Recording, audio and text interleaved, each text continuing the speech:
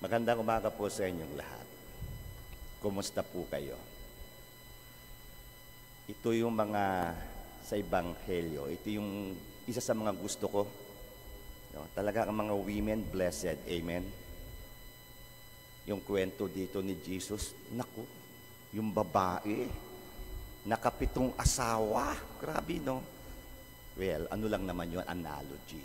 So the gospel tells about this woman. So imagine, she married 7 brothers and all died. But eventually, she also died.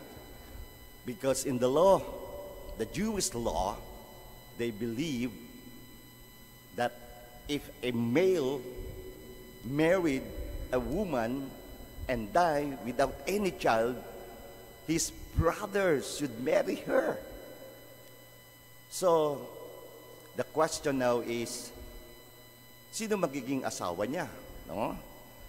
All of them died. Kanino at sino siya? During that time, as I mentioned in the introduction, the Jews are divided in 2 main groups. The Sadducees don't believe in resurrection, and the Pharisees, they believe in the resurrection. The one questioning Jesus were the Sadducees, and this is to trap Jesus. But Jesus answered well and he said, you don't ask who will be her husband in heaven. You are misled. Because in heaven, you don't marry anymore. In heaven, you are like angels. Wow, ang galing. Tingnan nyo nga po yung katabi nyo. Pag yan ba'y pumasok sa langit, magiging anghel din yan. Di ba? Ang cute, no? So, ang ganda. And now, today, we are just reminding, and I believe, let's look at the definition of religion. Religion could be defined as a system of belief, right? It's a belief system. But what kind of belief system? Imagine, even the Jews are divided into 2. Even the Muslims are divided into 2. No? The Sunnis and the Shiites. Pati nga tayo Kristiyano, the Catholics and the Protestants. No? So we have our own belief system.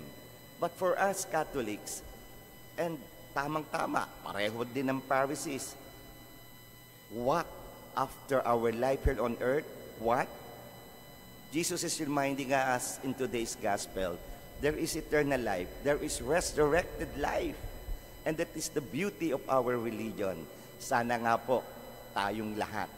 The beautiful meaning of religion is religare. And what is that? To bind back. Itinataling pabalik sa Diyos. Kaya ang relihiyon, ano man ang iyong belief system, itatali kang pabalik sa Diyos. Tingnan uli ang katabi, makakabalik ba sa Diyos yan? Pag silabing babalik sa Diyos, papasok sa langit, and we will have resurrected life, and we will enjoy our life in heaven with Jesus, with the angels, and with the saints. Amen. So we close our eyes, bow our heads, as we ask God to be with us and allowed ourselves to be tied back to Him in order to heaven, in order to enter heaven, enjoy eternal life, our resurrected life with Him. Amen.